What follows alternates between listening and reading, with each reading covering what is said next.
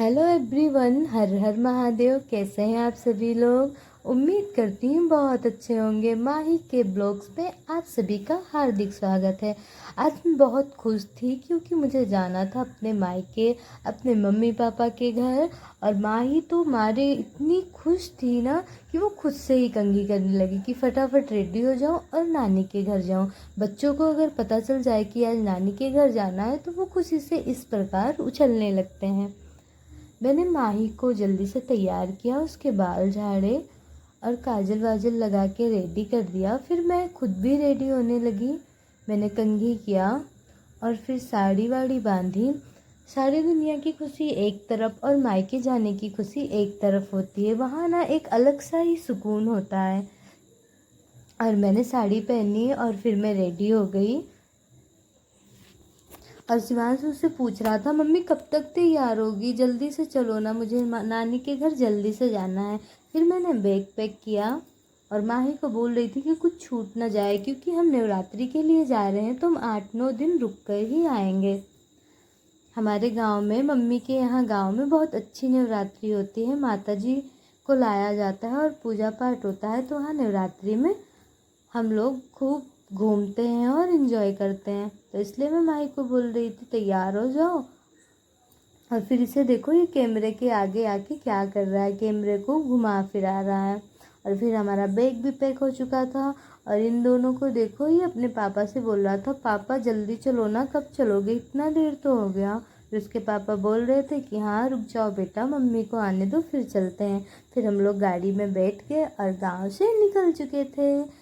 और मुझे तो ऐसा लग रहा था मैं कभी पहुंच जाऊं। और मौसम भी बहुत अच्छा था। आजकल तो बारिश हो रही है तो हर दूसरे तीसरे घंटे मौसम बदलने लगता है। इन दोनों को देखो, पीछे बैठ के देख रहे हैं।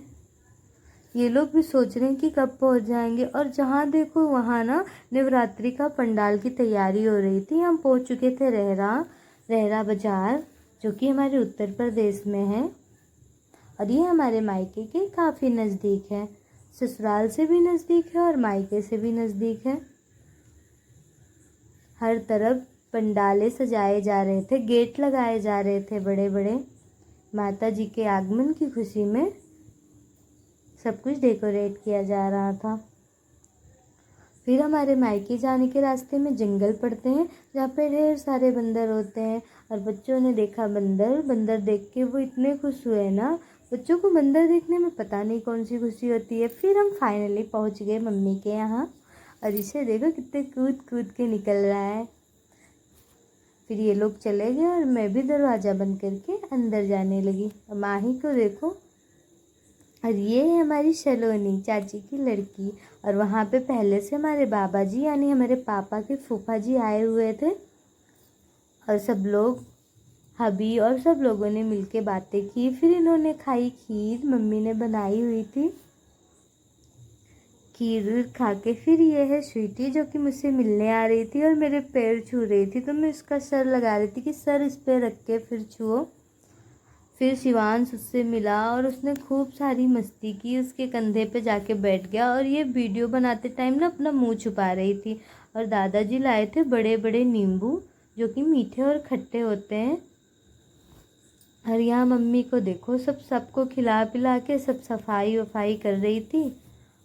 और शिवांश मस्ती के मूड में आ चुका था, मम्मी से बातें कर रहा था और बाहर जाने के लिए पूछ रहा था। और इन दोनों को देखो, इन दोनों को देख के ऐसा लगता है कि कितने बरसों बाद मिले हैं। ये दोनों मामा भांजे ना एक दूसरे से इतना प्यार करते हैं। और ये मिलके गया। अब इसकी मस्ती देखो, ये बेने के साथ लगा हुआ पड़ा है। इतनी गर्मी थी और लाइट भी नहीं आ रहा था। और फिर ये दोनों मामा भांजे आ गए मस्ती के मूड में।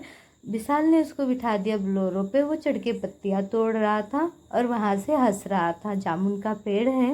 और फिर ये नीचे से बुला रहा था, अब आ जाओ नीचे, फिर वो आ ही नहीं रहा था।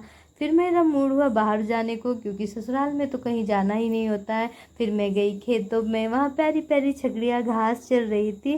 देख के इतना सुकून मिल जाता है ना। और बारिश के मौसम में तो हर तरफ हरियाली ही हरियाली। ये थे छोटे छोटे बच्चे जो छकड़ियों को चरा रहे थे, बकरियों को। और बकरी चराते वक्त खेल रहे थे। ये ज़िंदगी कितनी अच्छी होती है ना, सारे टेंशनों से दूर।